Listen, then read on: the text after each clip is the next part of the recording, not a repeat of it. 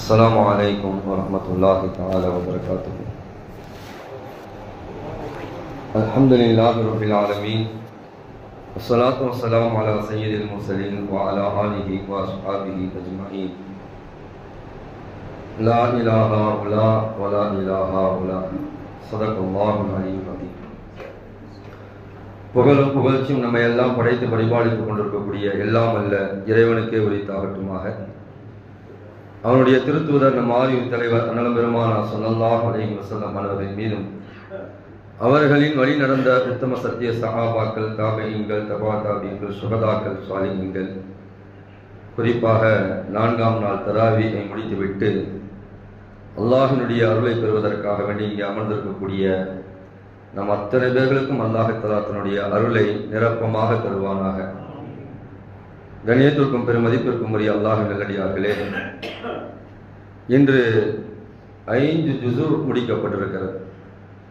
இன்ஷா அல்லாஹ் நாளையிலிருந்து 6வது ஜுஸு ஆரம்பிக்கப்படும். இன்று ஓதி முடிக்கப்பட்ட அந்த ஆயத்தினுடைய கடைசி பகுதியிலே அல்லாஹ் தஆலா நயவஞ்சகர்களை குறித்து பேசுகிறார். இன்னல் முனாஃபிகீன ஃபித்தர்கில் அஸ்ஃபலி மினன் நார். நயவஞ்சகர்கள், முனாஃபிகீன்கள் நரகத்தின் அடிப்பகுதியிலே இருப்பார்கள் என்று அல்லாஹ் சொல்கிறார். இறை மறுப்பாளர்களை விட நயவஞ்சகர்கள் நரகத்தினுடைய ஆக கீழ்த்தளத்திலே அவர்கள் இருப்பார்கள் என்பதாக இந்த வசனம் சொல்லி காட்டுகிறது. நீங்க அலிஃப்லாம் பக்ரா சூராவினுடைய ஆரம்பத்திலே கூட இறை மறுப்பாளர்களை குறித்து அல்லாஹ் தஆலா ஒரு 2 ஆயத்தை தான் பேசுவான். முனாஃபிக்கீன்களை குறித்து அல்லாஹ் தஆலா தொடர்ந்து 13 ஆயத்துகளை பேசுவான். இப்ப நமக்கு நயவஞ்சகர்கள் என்றால் யார் என்பதற்குரிய ஒரு விளக்கம் தேவை. ரசூலுல்லாஹ்வுடைய காலத்தில் நயவஞ்சகர்கள் யார் என்று சொன்னால், ஈமான் இருப்பதை போன்று வெளியிலே காண்பித்துக் கொள்வார்கள். ஆனால் வெளியிலே ஈமானை அழிப்பதற்காக வேண்டி, இஸ்லாத்தை அழிப்பதற்காக வேண்டி வேலை செய்வார்கள். ஒரு சூறாவை அல்லாஹ் தஆலா முனாஃபிகீன் என்ற ஒரு சூறாவை அல்லாஹ் இறக்கி வச்சிருக்கிறான். ரசூலுல்லாஹ்வுக்கு அல்லாஹ் சொல்றான், இதா ஜாஅக்கல் முனாஃபிகூன், முனாஃபிகீன்கள் உங்களிடத்துல வந்தால் எப்படிப்பட்ட ஒரு உறுதியை உங்கள்கிட்ட சொல்லுவாங்கன்னு சொன்னா, வாக்குறுதியை கொடுப்பாங்கன்னு சொன்னா, நஷ்ஹது இன்னக ரசூலுல்லாஹ், நாங்கள் சாட்சி கூறுகிறோம் நிச்சயமாக நீங்கள் தான் ரசூலுல்லாஹ், அல்லாஹ்வுடைய தூதர் என்பதாக சொல்லுவார்கள். அடுத்த வரியில் அல்லாஹ் சொல்றான், அல்லாஹ்வுடைய தூதர் என்பதாக தெரியாதா அவருக்கு? அல்லாஹ் அறிவான், எல்லோருக்குமே தெரியும். அல்லாஹ் யஅலமு இன்னக ரசூலு, அல்லாஹ்வுடைய தூதர் தான் என்பதாக எல்லோருக்குமே தெரியும். வல்லாஹு யஷ்ஹது இன்னல் முனாஃபிகீன லகாதிபூன், நிச்சயமாக நபியே முனாஃபிகீன்கள் உங்களுடைய விஷயத்துல பொய் சொல்லுகிறார்கள், பொய் பேசுகிறார்கள். முன்னாடி வந்தோடி நடிக்கிறாங்க, பின்னாடி போயிட்டு என்ன செய்யறாங்க, எல்லா வேலையும் செய்யறாங்க. முனாஃபிகீன்களுடைய வேலை அதுதானே. முன்னாடி பார்த்தீங்கன்னா அப்படி புகழ்றதெல்லாம் பார்த்தீங்கன்னா உங்களை மாதிரி வராதுங்க. இப்படிப்பட்ட ஆளுங்க நீங்க. அல்லாஹு அக்பர். நீங்க எவ்வளவு கொடுக்குறீங்க, எவ்வளோ வாரி வழங்குறீங்க, உங்களை மாதிரி வருமா அதற்கு அப்படின்னு சொன்னாலே கொஞ்சம் பயம் வந்துடுது நமக்கு. பின்னாடி ஏதோ வேலை செய்ய போறாரோ அப்படின்னு சொல்லிட்டு கொஞ்சம் பயம் வந்துடுது. வேற ஒன்றும் கிடையாது. இது நமக்கு மட்டுமல்ல, எல்லாருக்குமே இந்த மாதிரியான ஒரு நிலைகள் ஏற்பட்டிருக்கும். முன்னாடி வந்து ரொம்ப வளவழுப்பான வார்த்தைகளை கொண்டு பேசுவார்கள், நம்மளை மயக்கிற மாதிரி வார்த்தைகளை கொண்டு பேசுவார்கள். பின்னாடி போயிட்டு அவன் செய்யற வேலையெல்லாம் பார்த்தீங்கன்னு சொன்னா ரொம்ப மோசமானதாக இருக்கும். அதனாலதான் நெஞ்சில குத்துறவனை கூட என்ன செஞ்சிடலாம், நம்பிடலாம். இந்த முதுகுல குத்துறவனை நம்பவே முடியாது, அவன் கூடயே தான் இருப்பாங்க. கூட இருந்தே குழி பறிக்கிறாங்கன்னு சொல்றாங்க பாத்தீங்களா? ஏன் அந்த பழமொழியை சொல்றாங்கன்னு சொன்னா, அவனுக்கு தான் நம்முடைய நீளம் அகலம் நம்முடைய எல்லாமே அவனுக்கு தான் தெரியும். கரெக்டா குழியை வெட்டி வச்சிருப்பான். அதான் கூட இருந்தே குழியை பறிக்கிறது. இது மாதிரி இந்த முனாஃபிகீன்கள் ரசூலுல்லாஹ்வுடைய காலத்துல வந்து முஃமின்களை போன்று வெளியே காண்பித்துக் கொள்வார்கள். ஆனால் பின்னாடி எல்லா வேலையும் செய்வாங்க. இன்னைக்கு அதனுடைய விளக்கம் என்னவென்று சொன்னால், இருமுக தரிசனம். இன்னைக்கு இருக்கக்கூடிய அந்த மாதிரி முனாஃபிகீன்கள் இன்னைக்கும் இருக்கலாம். சில நபர்கள் எல்லாம் இருக்கிறார்களே, இஸ்லாத்துக்கு ஆதரவா இருப்பதை போன்று காட்டிக்கொண்டு இஸ்லாத்தை காட்டிக் கொடுக்கக்கூடியவர்கள் எத்தனை பேர்கள் இன்றைக்கும் இருக்கிறார்கள். அது மாதிரியான நபர்கள் நரகத்தினுடைய ஆக விளிம்பில் இருப்பார்கள் என்பதாக அல்லாஹ் சொல்கிறார். இன்னைக்கு நம்ம வளமையில பேசக்கூடிய முனாஃபிகீன்லாம் யாருன்னு சொன்னா, முன்னாடி ஒன்று பேசிட்டு பின்னாடி போய் பேசுறியே, துல் வஜ்ஹைன், ரசூலுல்லாஹ் சொல்றாங்க, யார் இருமுகம் கொண்டு இந்த உலகத்திலே நடக்கிறார்களோ நாளை மறுமை நாள் அவர்கள் இருமுகம் கொண்டு எழுப்பப்படுவார்கள். இவன் முனாஃபிக் என்பதை அடையாளம் காட்டப்பட வேண்டும் என்பதற்காக வேண்டி இருமுகத்தை கொண்டு அல்லாஹ்தாலா எழுப்புவான். அன்னைக்கு பார்த்து எல்லாரும் விளங்கிக்குவாங்க, இவன் ஊர்ல உலகத்துல வாழும்போது எல்லாரும் ஏமாத்திட்டு வாழ்ந்திருக்கிறான் என்பதை எல்லோரும் விளங்கிக் கொள்ளக்கூடிய வகையில் அல்லாஹ்தாலா இருமுகம் கொண்டு எழுப்புவான் என்பதாக அருமை நாயகம் ஸல்லல்லாஹு அலைஹி சொன்னார். ஒரு ஹதீஸ்ல முனாஃபிக்கினுடைய அடையாளத்தை குறித்து ரசூலுல்லாஹ் பேசுறாங்க. ஆயத்துல் முனாஃபிகி ஸலாசுன், முனாஃபிக்கினுடைய அடையாளம் 3 என்பதாக சொல்கிறார்கள். இதா ஹத்தஸ கதிப, அவன் பேசினால் பொய்ய மட்டும்தான் பேசுவான். அவனுடைய தப்பி தவறி கூட அவனுடைய வாயில் என்ன செஞ்சிடாது, உண்மை வந்துடாது. உண்மை மாதிரி தெரியும், ஆனா அது பொய்யான வார்த்தைகளாக இருக்கும். வைதா வாத அஹ்லஃப, வாக்குறுதி கொடுத்தால் அந்த வாக்குறுதிக்கு மாற்றம் செய்வான். வைதக்துமின கான, அவன் மீது நம்பிக்கை வைத்தோம் என்று சொன்னால் அவன் ஏமாற்றம் செய்வான். ஒரு 5-6 நாளைக்கு முன்னாடி ஒருத்தர் வந்தார், அதில் எனக்கு கொஞ்சம் உடம்பு சரியில்லை, கொஞ்சம் ஏலான் பண்ணுங்க அப்படின்னு சொன்னார். இல்லைங்க இதுக்கெல்லாம் பண்ண முடியாதுங்க என்பதாக சொல்லும்போது, சொல்லிக்கிட்டே இருக்கும்போது அவர் கண்ணில் தண்ணி ஊற்றிடுச்சு. அப்படியே எனக்கு வயசுல கொஞ்சம் பெரியவராக இருக்கனால என்னங்க அப்படின்னு சொல்லிட்டு தொழுகை முடிஞ்சிட்ட பிறகு கூப்பிட்டு கேட்டேன். ஏலானும் பண்ணியாச்சு அல்ஹம்துலில்லாஹ். அப்போ அவர் சொன்னார் ஒரு கதை. பேத்தியினுடைய வயசுல இருக்கக்கூடிய என்னுடைய மனைவியை 75 வயசுல இருக்கக்கூடிய ஒருத்தர் கூடையே கூட்டிட்டு போயிட்டாரு சார் அப்படின்னு சொல்லிட்டு அவர் அழுகை, அவர் சொன்ன வார்த்தைகளை எல்லாம் கேட்கும்போது இப்படியெல்லாம் இருப்பார்களா என்பதாக நாம் யோசிக்க முடிகிறது. கூடவே இருந்து பேத்தின்னு சொல்லிட்டு கூட்டு போயிட்டாரா சார். நான் கிட்டத்தட்ட 5-6 வருஷம் அதை நினைச்சுக்கிட்டே என்னுடைய காலத்தை நான் இப்படி ஒரு கிட்னியை கூட என்ன செஞ்சாரு வித்துட்டாராம். நிறைய சொன்னாங்க, நல்லா பாதுகாக்கணும். இது மாதிரி கூடயே இருந்து நம்முடைய வாழ்க்கையை தொலைத்தெடுக்கக்கூடிய நிறைய நபர்கள் இன்னைக்கு இருந்து கொண்டுதான் இருக்கிறார். அப்ப அவனை நம்பிக்கை வைத்தால் அவன் மோசடி செய்வான் என்பதாக அருமை நாயகம் ஸல்லல்லாஹு அலைஹி வஸல்லம் சொல்கிறார்.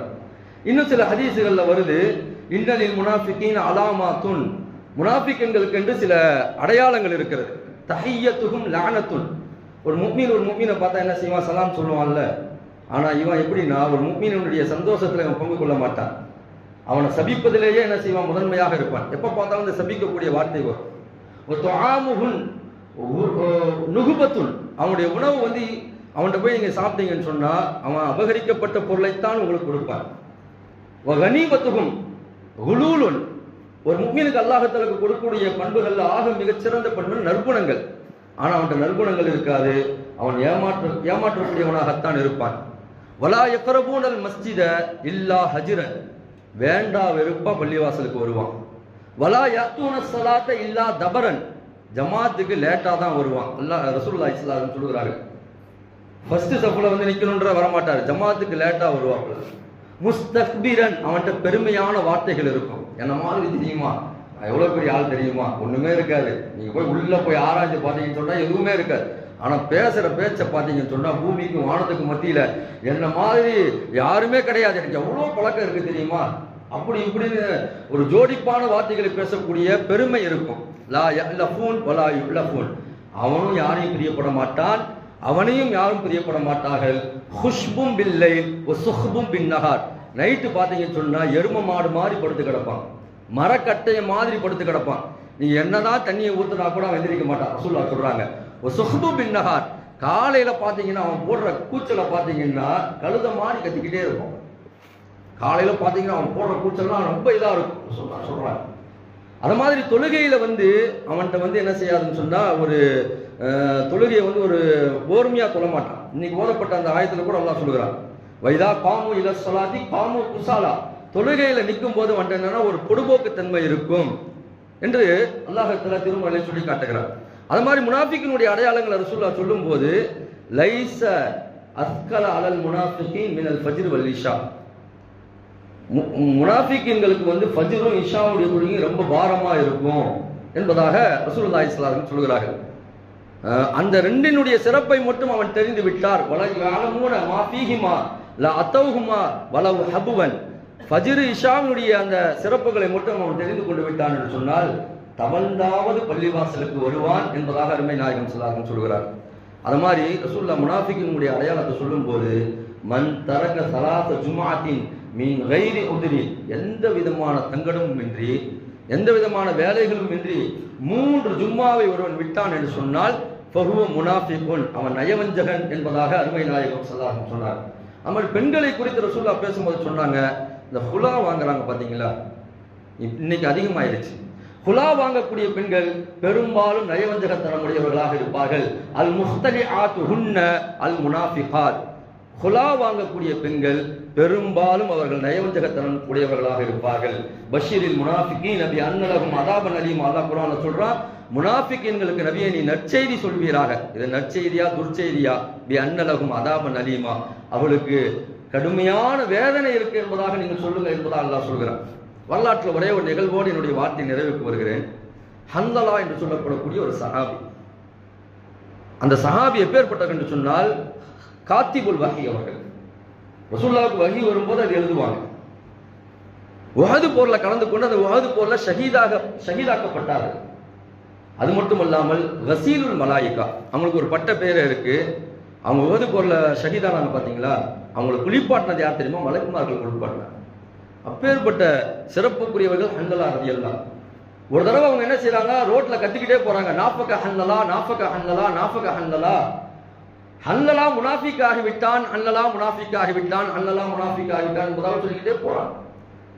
இடையில அபூபக்கர் ரலியல்லாஹு வராங்க, என்னப்பா முனாஃபிக் ஆயிட்டேன்னு சொல்லிட்டு போறியே என்பதாக கேட்கும்போது ஹல்லலா ரலியல்லாஹு சொல்லக்கூடிய வார்த்தையை பாருங்க. இந்த மாதிரி ரசூலுல்லாஹ்வுடைய சபையில உட்கார்ந்து இருக்கும் போது ரசூலுல்லாஹ் பயான் பண்ணும்போது சொர்க்க நரகத்தை பேசும்போது சொர்க்க நரகத்துக்கே போன மாதிரி இருக்கு, சொர்க்கத்துக்கு போன மாதிரி இருக்கு, நரகத்திலிருந்து பாதுகாவல் தேடுற மாதிரி இருக்கு. இனிமேல் கரெக்டா இருக்கணும் என்பதாக எல்லாம் இங்க இருக்கும்போது என்ன செய்யுதுன்னு சொன்னா, பயான கேட்கும் போது இங்க சபையில இருக்கும்போது எல்லாம் நல்லா இருக்கு. ஆனா வீட்டுக்கு போனா என் குழந்தை குட்டிகளோடு நான் தங்கி விடுகிறேன், என்னுடைய மனைவியுடைய சிந்தனை வந்துடுது, தொழில்துறையோட சிந்தனை வந்துடுது. உள்ள ஒண்ணு வெளியே ஒண்ணு. எதை அவங்க கம்பேர் பண்றாங்க பாருங்க. நம்ம உள்ள ஒண்ணு வெளியே ஒண்ணுன்னா முன்னாடி ஒண்ணு பேசுறது பின்னாடி ஒண்ணு பேசுறது. அவங்க எதை கம்பேர் பண்றாங்க சொன்னா, உள்ள இருக்கும் போது தீனுடைய விஷயத்தை கேட்கும் போது அதை செய்யணும் இதை செய்யணும்னு நினைக்கிறோம், ஆனா வெளியே போயிட்டா அது நம்முடைய சிந்தனையில வரலையே, அப்படி என்றா நான் முனாஃபிக் தானே அப்படின்னு சொல்லிட்டு அபூபக்கர் ரலியல்லாஹு அவங்க கேட்கிறாங்க. அப்ப அபூபக்கர் சொல்றாங்க, உங்களுக்கு மட்டுமா அது? எனக்கும் அதே நிலை தான். எனக்கும் உள்ள உட்கார்ந்து இருக்கும்போது அப்படி செய்யணும் இப்படி செய்யணும், தீனுடைய நிலை, ஆகிரத்தினுடைய நிலை, சொர்க்க நரகம் எல்லாமே முன்னாடி இருக்குது, ஆனா வெளியே போயிட்டு சொன்னா எனக்கு அது வரமாட்டேங்குது அப்படின்னு சொல்லும்போது ரெண்டு பேரும் ரசூலுல்லாஹ்ட்ட போறாங்க. ரசூலுல்லாஹ்ட்ட போய் கேட்கிறாங்க, யார் ரசூலுல்லாஹ் என்னுடைய நிலைகள் எல்லாம் இப்படி இருக்கிறது என்பதாக சொல்லும்போது பெருமானார் ஸல்லல்லாஹு அலைஹி வஸல்லம் சொன்னார்கள், சாஅத்தன் சாஅத்தன் சாஅத்தன், சிறிது நேரம் இப்படித்தான் இருக்கும். நீங்கள் உண்மையிலேயே உள்ள இருக்கிற மாதிரி வெளியே போயிட்டீங்கன்னு சொன்னா ரோட்ல வந்து மலக்குமார்கள் வந்து என்ன செய்வாங்க, உங்களுக்கு முசாஃபா செய்ய ஆரம்பிச்சிருவாங்க. அந்த முசாஃபால உங்களால் தாங்க முடியாது. அதனால இப்படியும் அப்படிதான் கொஞ்சம் இருக்கும், இதை ரொம்ப பெருசா நீங்க எடுத்துக்காதீங்க என்பதாக ரசூலுல்லாஹி ஸல்லல்லாஹு அலைஹி வஸல்லம் ஹல்லலா ரலியல்லாஹு சொல்றாங்க. இப்ப நம்ம என்ன சிந்திக்கணும்னு சொன்னா, அவங்க சாதாரணமான ஒரு விஷயத்தையே நிஃபாக்குடைய தன்மை, நயவஞ்சகத்துடைய தன்மை என்பதாக அவங்க ஒப்பிட்டு பார்க்கிறார்கள் என்று சொன்னால், நம்ம இன்னைக்கு எத்தனை பேரை ஏமாத்திட்டு இருக்கிறாங்க. அல்லாஹ் பாதுகாக்கணும். முன்னாடி நல்லா புகழ்ந்து பேசுறோம், உங்களை மாதிரி வராதுன்னு சொல்றோம், ஆனா கூட இருந்து எத்தனை பேருடைய வாழ்க்கையை நம்ம நாசமாக்கி கொண்டிருக்கிறோம். அல்லாஹ் தஆலா அதிலிருந்து நம்மை பாதுகாப்பானாக, நயவஞ்சகத்தனத்திலிருந்து அல்லாஹ் தஆலா நம்மை பாதுகாப்பானாக. என்று சொன்னால் நயவஞ்சகத்தனம் யாரிடத்தில் இருக்கிறதோ அவர்கள் அல்லாஹ்வை ஏமாற்றவில்லை, அவர்கள் தங்களை தாங்களே ஏமாற்றிக் கொள்கிறார்கள் என்பதாக குர்ஆன் பேசுகிறது. இந்த உலகத்தில் வேண்டுமானால் நம்ம எதை வேண்டுமானாலும் சாதித்து விடலாம், கொஞ்சம் அப்படி இப்படி பேசி என்ன செஞ்சிடலாம், எதை வேணா சாதிச்சிடலாம். ஆனால் கபூர்ல போயிட்டா ஒன்றும் பண்ண முடியாது. கேட்கிற கேள்விக்கு சரியா பதில் சொல்றோம், அங்க போய் மாத்தி பேச முடியாது, ஆகிரத்திலையும் மாத்தி பேச முடியாது, அல்லாஹ்வுக்கு முன்னாடி எதையும் நம்ம மாத்தி பேச முடியாது. அதனால இந்த உலகத்திலேயே நம்ம அதை சரி செய்து கொண்டு விட்டோம் என்று சொன்னால், காஃபிர்களை விட மிக மோசமாக சொல்லப்பட்டிருக்கக்கூடிய அந்த நரகத்தின் அடி விளிம்பிலிருந்து அல்லாஹ் தஆலா நம்மை பாதுகாப்பான்.